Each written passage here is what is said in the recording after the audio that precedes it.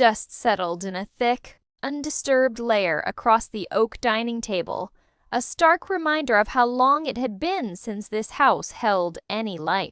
12 years had passed since I packed my battered Honda Civic and drove away from the Jenkins family farm in Oak Haven, Indiana.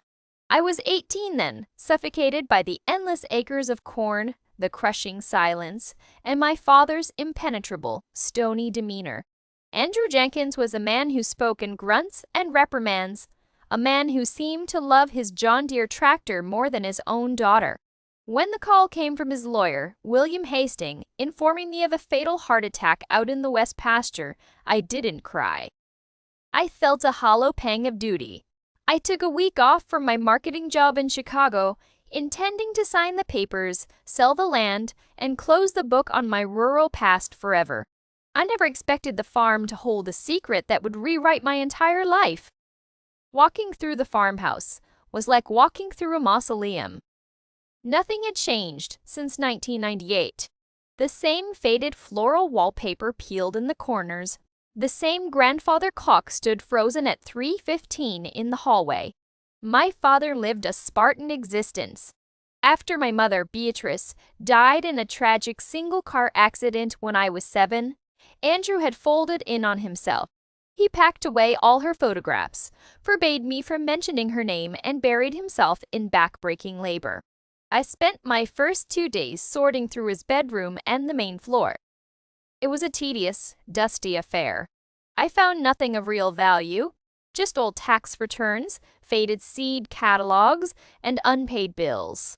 It wasn't until the third afternoon, while tackling the dread-inducing root cellar, that the cracks in my father's stoic facade began to show. The cellar was accessible only from a heavy wooden trapdoor in the pantry. It smelled of damp earth, mildew, and old potatoes. I carried a heavy-duty flashlight, its beam cutting through the gloom, illuminating floor-to-ceiling wooden shelving units lined with decades-old, blackened mason jars. As I moved to the back wall to inspect a stack of rotting cardboard boxes, I noticed something odd about the shelving unit bolted to the stone foundation. The wood near the base was scuffed, and the concrete floor beneath it bore deep, semicircular scratch marks, as if the heavy shelf had been dragged forward repeatedly. Curiosity overrode my desire to finish the job quickly. I gripped the thick wooden frame of the shelf and pulled. It didn't budge. I pulled harder, bracing my foot against the wall. With a metallic groan, the entire shelving unit swung outward on a set of heavy, concealed hinges. Behind it was a solid steel door painted the same drab gray as the concrete walls. It featured a heavy-duty deadbolt. My heart hammered against my ribs. A secret room in my own childhood home? I dashed back upstairs to my father's bedroom. He always kept a massive ring of keys on his dresser, most of which I assumed were for padlocks on various barns and silos. I brought the heavy ring down to the cellar. It took 4 tries before a brass key with a square head slid perfectly into the deadbolt. With a heavy clunk, the lock disengaged. I pushed the door open. I expected a safe, perhaps an old Prohibition-era stash of moonshine, or at worst, some paranoid doomsday bunker. Instead, my flashlight beam swept across a meticulously clean, carpeted living space. My hand fumbled along the wall, finding a light switch. Fluorescent tubes flickered to life, bathing the room in harsh artificial light. The room was roughly 15 by 20 feet. It was a perfectly preserved, bizarrely domestic sanctuary. There was a twin-sized bed against the far wall, made up with a floral quilt I vaguely recognized from my early childhood. Beside it stood a small nightstand with a reading lamp and a stack of romance novels. A plush armchair sat in the corner next to a record player and a small crate of vinyl albums. But it was the walls that made the breath catch in my throat. They were covered floor to ceiling in drawings. They were erratic, frantic sketches in charcoal and crayon. Hundreds of them. They depicted tangled, dark forests, distorted faces, and repetitive, jagged geometric patterns. Mixed in with the disturbing art were beautiful, hyper-realistic portraits of a little girl. I stepped closer to one of the portraits. The girl had my messy blonde hair, my gap-toothed smile, and my blue eyes. It was me, drawn at age 5, age 6, age 7. My chest tightened with a suffocating panic. Who had lived down here? Why did they have a lock on the outside of the door? The implications were horrifying. Had my father, the pillar of the Oakhaven community, the quiet, church-going farmer, kept someone locked in a dungeon beneath our house? My legs felt weak, and I collapsed into the floral armchair. My eyes darted around the room, searching for an explanation, praying I was misunderstanding the nightmare unfolding around me. Tucked beneath the bed was a heavy, fireproof metal lockbox. I pulled it out. The clasp was undone. Inside lay a stack of leather-bound journals, a manila folder thick with documents, and a small, velvet jewelry box. I opened the top journal. The handwriting was unmistakably my father's, tight, cramped, and utilitarian. The first entry was dated October 14th, 1995. I was 6 years old at the time. Dr. Harrison confirmed it today. Paranoid schizophrenia, severe and medication resistant. Beatrice had another episode this morning. She didn't recognize Sarah. She thought the child was a changeling, a demon put in our house. I had to wrestle the kitchen knife away from her. She wept for hours after she came back to herself. The doctors say the state hospital is the only option, but I've seen those places. They are warehouses for the forgotten. I promised Beatrice on our wedding day I would protect her in sickness and in health. I cannot let them lock her away in the dark. I will build her a safe place here. Tears blurred my vision. My mother, she didn't die in a car crash. I flipped through the pages, the tragedy of my parents' lives unfolding in my father's desperate, heartbroken words. He built the room to keep her safe during her violent psychotic breaks, locking her inside only when she became a danger to me or herself. He would spend hours down here with her, playing her favorite records, trying to soothe the terrifying hallucinations that plagued her mind. March 12, 1996. The room is no longer enough. The episodes are constant. She screams that the walls are bleeding. She bruised her own face today trying to dig imaginary insects out of her skin. I am failing her. I cannot farm the land and watch her 24 hours a day. I have to make the hardest decision of my life.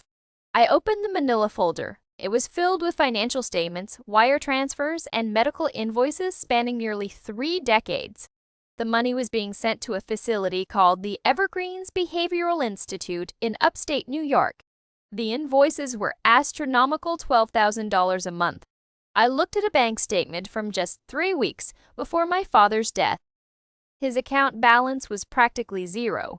He had mortgaged the farm twice. He had sold off the cattle, the Northfields, and the heavy machinery, funneling every single penny into this private, specialized care facility under the pseudonym Mary Smith. I picked up the final journal. The entries were sparse, written by an aging man whose body was failing him. August 2nd, 2013. Sarah left today. She packed her car and didn't look back. She told me I was cold, that I never loved her, that I was a bitter old man. It broke my heart, but it is better this way. If she knew the truth, if she knew her mother was locked away, lost in her own mind, it would destroy her life. She would stay out of obligation. She would let this farm and this tragedy consume her youth, just as it consumed mine. I will carry the hatred she has for me, as long as it gives her the freedom to fly away from this cursed place. I clutched the journal to my chest and let out a sob that echoed off the concrete walls of the hidden room. All those years, I resented him. All those years I thought his silence was indifference, his strictness a form of tyranny. He wasn't shutting me out. He was shielding me. He became a villain in my eyes so I could have a normal life, while he quietly bankrupted himself and worked his fingers to the bone to keep my mother in the best care facility money could buy. I opened the small velvet box. Inside was my mother's silver locket. I clicked it open. There was a picture of my father, young and smiling, and a picture of me as a baby.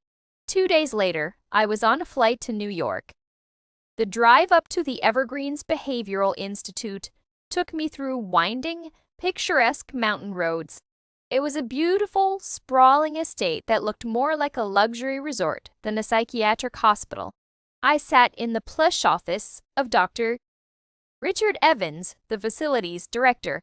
I had brought the power of attorney paperwork, my birth certificate, and my father's journals to prove my identity.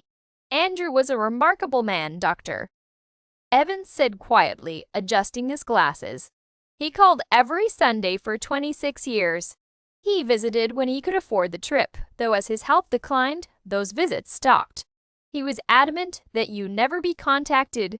He wanted you to live your life unburdened. How is she? I asked, my voice trembling. Dr. Evans offered a sympathetic, tight-lipped smile. Physically, she is quite healthy for a woman of 65. Mentally, she resides entirely in her own world. The medications keep the violent terrors at bay, but she is rarely lucid. You must prepare yourself, Sarah. She will not know who you are. He led me down a sunlit corridor overlooking a manicured courtyard. In a bright, airy sunroom, several patients were seated, engaging in quiet activities.